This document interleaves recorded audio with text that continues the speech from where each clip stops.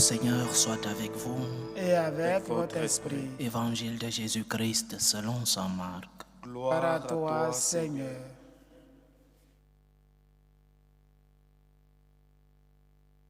En ce temps-là, Jacques et Jean, les fils de Zébédée, s'approchent de Jésus et lui disent « Maître, ce que nous allons te demander, nous voudrions que tu le fasses pour nous. » Il leur dit « Que voulez-vous que je fasse pour vous ?» Ils lui répondirent « Donne-nous de siéger l'un à ta droite et l'autre à ta gauche dans ta gloire. » Jésus leur dit « Vous ne savez pas ce que vous demandez. Pouvez-vous boire la coupe que je vais boire, être baptisé du baptême dans lequel je vais être plongé ?» Ils lui dirent « Nous le pouvons. » Jésus leur dit « La coupe que je vais boire, vous la boirez, et vous serez baptisés du baptême dans lequel je vais être plongé. Quant à siéger à ma droite ou à ma gauche, ce n'est pas à moi de l'accorder. Il y a ceux pour qui cela est préparé. » Les 10 autres qui avaient entendu se mirent à s'indigner contre Jacques et Jean. Jésus les appela et leur dit « Vous le savez, ceux que l'on regarde comme chefs des nations les commandent en maître. Les grands leur font sentir leur pouvoir. Parmi vous, il ne doit pas en être ainsi. Celui qui veut devenir grand parmi vous sera votre serviteur. Celui qui veut être parmi vous le premier sera l'esclave de tous. Car le Fils de l'homme n'est pas venu pour être servi, mais pour servir et donner sa vie en rançon pour la multitude. » Acclamons la parole de Dieu. Louange à toi, Seigneur Jésus. La promesse de la venue d'un Messie dans l'Ancien Testament, la promesse faite par Yahvé, qu'un Messie viendrait sauver le peuple d'Israël, cette promesse a été reçue de différentes manières. Dans le peuple d'Israël, certains attendaient un Messie selon les perspectives qu'ils avaient. Certains attendaient un Messie politique, celui qui allait venir délivrer Israël de l'envahissement politique de Rome, et celui-là allait être un leader révolutionnaire, celui-là qui allait accompagner une révolution politique et qui allait sortir le peuple juif, le peuple d'Israël, des griffes de cet envahisseur romain. Alors ceux-là attendaient un messie politique, un messie révolutionnaire. Il est important de le comprendre parce que lorsque nous lisons les évangiles et que nous voyons la réaction de certaines personnes qui s'agressent à Jésus, nous devons comprendre non seulement les circonstances. Aujourd'hui, nous lisons comment les frères Zébédée s'approchent de Jésus pour lui demander justement cette gloire politique. Ils n'avaient pas encore compris, ils l'ont compris après. Ils n'avaient pas encore compris que le Christ était un autre type de Messie. Ils croyaient que Jésus venait comme un révolutionnaire politique, comme celui-là qui allait engager et être à la tête de cette révolution qui allait faire libérer Israël de cet envahissement de Rome. Et c'est pourquoi il demande que chacun puisse siéger l'un à la droite et l'autre à la gauche de notre Seigneur dans sa gloire. Nous dirions aujourd'hui que l'un soit premier ministre et l'autre soit peut-être ministre de la Défense ou ministre de l'Économie. Ils attendaient cela, un messie politique. D'autres attendaient un messie religieux, un messie spirituel. Mais la plupart, nous voyons dans les évangiles par exemple, Simon le Zélote. Les Zélotes étaient un groupe politico-religieux qui versait du sang et qui tuait cet envahisseur romain qui voulait libérer Israël politiquement et même par le sang. Non. Certains attendaient un messie politique, révolutionnaire politique, et d'autres attendaient un messie religieux. Nous ne sommes donc pas surpris de voir cette demande des frères Zébédée. Ils étaient du courant de ceux-là qui attendaient un leader qui allait être un révolutionnaire et qui allait soulever le peuple contre l'envahisseur romain. Pauvre Jésus, certains de ses proches, les plus proches, n'avaient pas encore compris. Mais comment Jésus a-t-il pu aimer ses deux frères?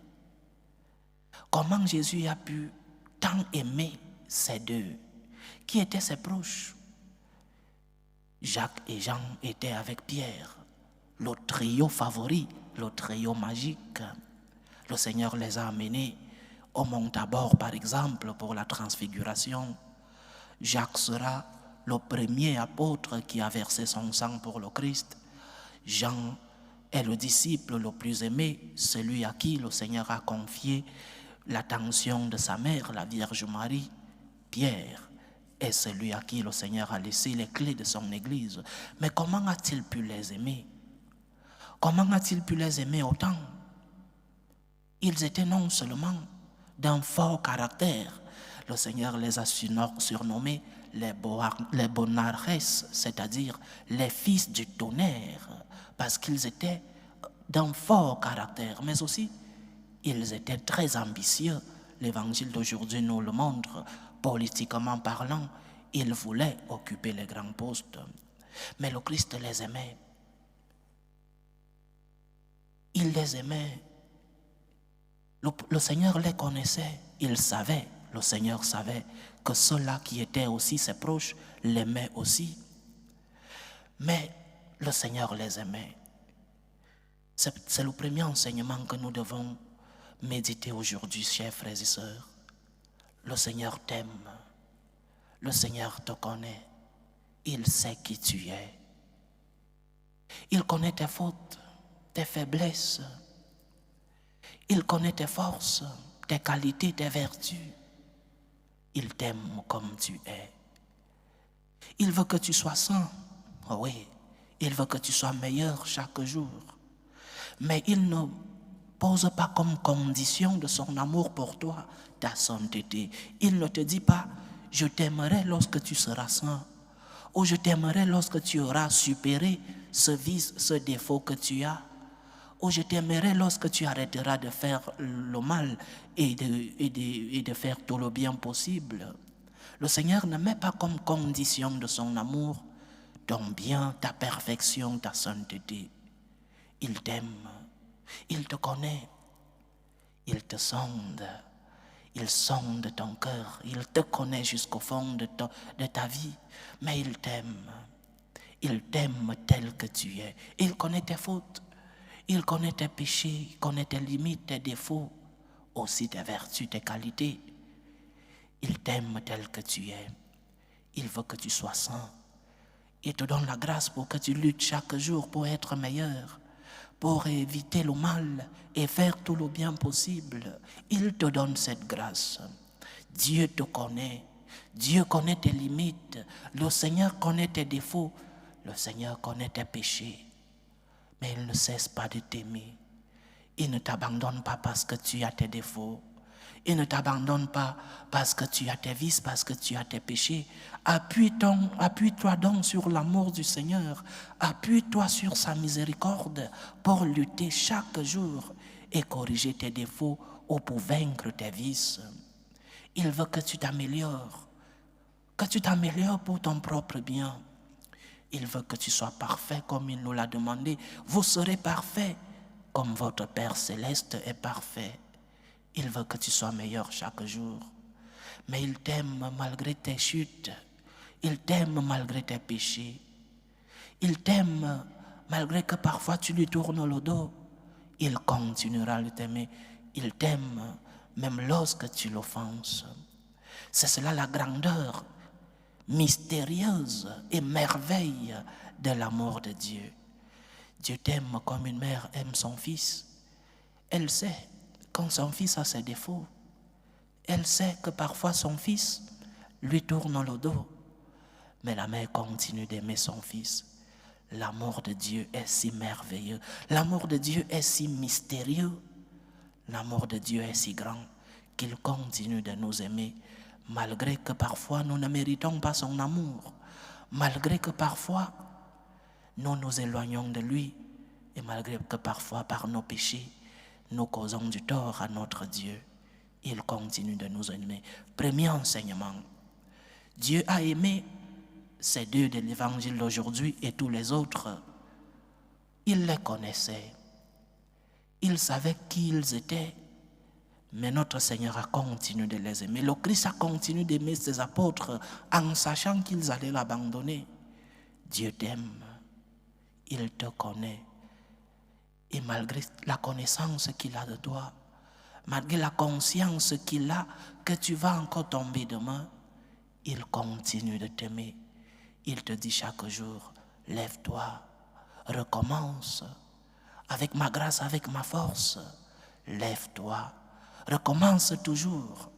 Lorsque tu es tombé, regarde la croix, demande pardon à ton Seigneur et continue de lutter. Mais en plus de cet enseignement, il y a un autre, chers frères et sœurs. Le Seigneur dit, celui qui veut devenir grand parmi vous sera votre serviteur. Nous ne comprenons pas bien qu'aimer, que servir, c'est régner. Que c'est comme cela que nous devons vivre. C'est ainsi que Jésus nous l'a enseigné. Il l'a pratiqué lui-même en lavant les pieds de ses apôtres lors de la dernière scène. Parmi nous, le plus grand est celui qui aime le plus. Celui qui sert le plus est le plus grand. Et cette grandeur est la vraie grandeur, la première, la seule à laquelle nous devons aspirer. Le monde te dit que le plus grand est celui qui occupe telle ou telle fonction. Le monde te dit que le plus grand est celui qui a le compte bancaire le plein. Le monde te dit que le plus grand est celui-là qui a des vêtements de luxe, qui vit dans le luxe. Mais Jésus-Christ, paradoxalement, te dit que le plus grand, c'est celui qui sait servir. Le plus grand, c'est celui qui sait se mettre au service de l'autre. Le plus grand devant les yeux du Seigneur, c'est celui qui sait aimer. Saint François d'Assise, qui est le maître de l'humilité, celui-là qui a aussi vu les misères de notre Église. Saint François d'Assise disait que l'homme est ce qu'il est devant Dieu et rien de plus. L'homme est ce qu'il est devant Dieu et rien de plus. Les vêtements, les titres, le luxe, les comptes bancaires ne disent pas qui tu es. L'homme est ce qu'il est devant Dieu et rien de plus. C'est le regard que Dieu a envers toi qui te définit. Ta définition, c'est selon le regard de Dieu envers toi. Ta définition, c'est ce que Dieu pense de toi. L'homme est ce qu'il est devant Dieu et rien de plus. Et l'homme devant Dieu, c'est sa capacité d'aimer. L'homme devant Dieu, c'est sa capacité de servir. Si nous ne comprenons pas cela, notre définition, la définition de l'homme, c'est selon notre avoir et non selon notre être. L'homme est ce qu'il est devant Dieu et rien de plus, dit Saint François d'Assise. Donc, le premier entre nous, c'est celui qui sert. Le premier d'entre nous est celui qui sait aimer. Celui qui pardonne, par exemple, celui qui se met à la place de l'autre, c'est lui le premier. Le premier est celui qui donne, qui sait se donner, qui donne ce qu'il est et qui donne ce qu'il a. Le premier est celui qui sait donner, parce qu'il y a plus de joie à donner qu'à recevoir, chers frères et sœurs. Lorsque tu as donné, et lorsque tu as aimé jusqu'à ce que ça te fasse mal, dit Sainte Thérèse de Jésus, lorsque tu as aimé, tu expérimentes le bonheur. Lorsque tu as aimé, tu expérimentes la joie. Lorsque tu as aimé avec des sacrifices, avec des efforts, lorsque tu as servi, tu expérimentes être au-dessus des autres. Le grand est celui qui voit une occasion de faire le bien. Le premier est celui qui se lève et n'attend pas qu'on lui demande de faire le bien parce qu'il a les yeux pour voir. Il se met à la tâche. Le premier est celui qui voit comme une bénédiction le fait de servir, le fait d'aider les autres, le fait de pardonner, le fait de donner l'aumône. Aimer est une bénédiction. Aimer est une grâce. Servir est une chance. Et le savoir comme chrétien, c'est le fondement même de notre foi.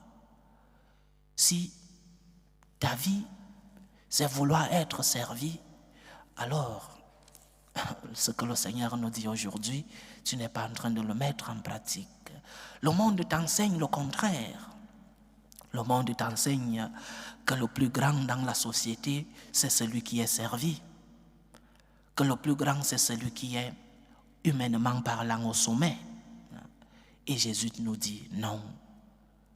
Jésus nous dit, regardez comment je vous aime. Regardez ce que je fais. Le chanceux, le plein de grâce, le béni, c'est celui qui aime. Le plus important parmi nous, c'est celui qui sait servir les autres.